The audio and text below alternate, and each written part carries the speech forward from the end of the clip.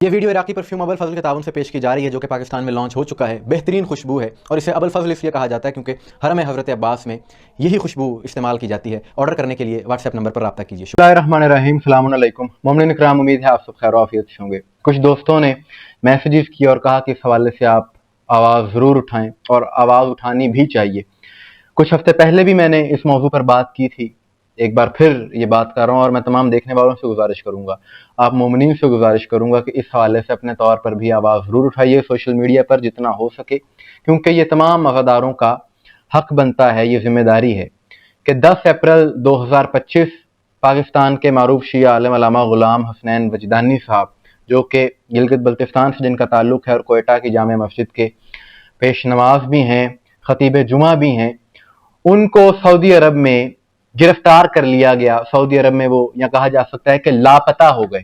عمرہ کی ادائیگی کے لیے وہ وہاں پر گئے ہوئے تھے اور ان کو وہاں پر گرفتار کر لیا گیا۔ آج تقریباً 50 دن ہو چکے ہیں، لیکن ابھی تک اس بارے میں کوئی اطلاعات نہیں ہے، کچھ نہیں پتا چل سکا کہ وہ کہاں پر ہیں اور ان کا جرم کیا ہے، کم از کم یہی بتایا جائے۔ اور اس ساری صورتحال میں ہماری حکومت کی بھی یہ غفلت ہے کہ ابھی حال ہی میں ایران سے تعلق رکھنے والے ایک عالم دین، شیعہ عالم دین غلام رضا قاسمیان صاحب کو وہاں پر گرفتار کر لیا گیا سعودی حکومت کی جانب سے۔ ان کا قصور یہ تھا کہ انہوں نے حکومت پر تنقید کی تھی، ایک ویڈیو اپلوڈ کی تھی، اس بنیاد پر ان کو گرفتار کیا گیا۔ لیکن جیسے ہی گرفتار کیا گیا، ایرانی وزارت خارجہ نے فوری طور پر بیان دیا، اس گرفتاری کی بھی مذمت کی اور مطالبہ کیا کہ ان کو رہا کیا جائے، اور ٹھیک 2 سے 3 دن کے بعد ان کو رہا کر دیا گیا، اپنے وطن واپس پہنچ گئے وہ۔ اور ہمارے پاکستان سے تعلق رکھنے والے عالم دین 50 دن ہو چکے ہیں، کچھ پتہ نہیں چل رہا۔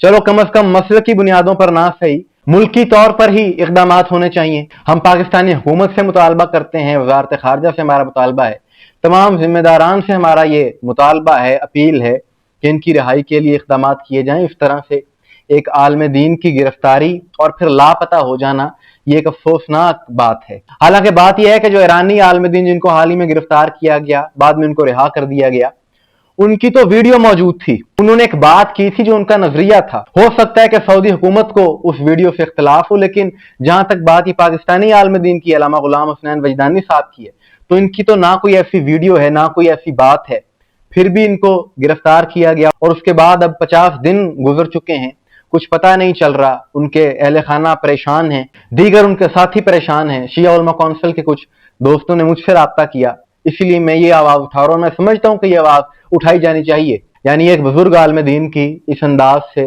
بلا جواز گرفتاری ایک تشویشناک بات ہے۔ اور میں گزارش کروں گا علماء کرام سے بھی، مومنین سے بھی، کہ آپ بھی ان موضوعات پر بات کیا کریں، آواز اٹھایا کریں، خصوصاً جو اکابرین ہیں، جو خطباء ہیں، حالات حاضرہ سے مومنین کو باخبر رکھا کریں، یہ بھی مومن کی نشانی ہے۔ صادق آل محمد کا فرمان ہے کہ مومن زمانے کے حالات سے باخبر رہتا ہے، تو ان موضوعات پر بھی گفتگو لازمی ہونی چاہیے، قطع نظر اس کے کہ کون کتنا نامور ہے، کون کتنا معروف ہے۔ ناموری معیار نہیں ہوتا۔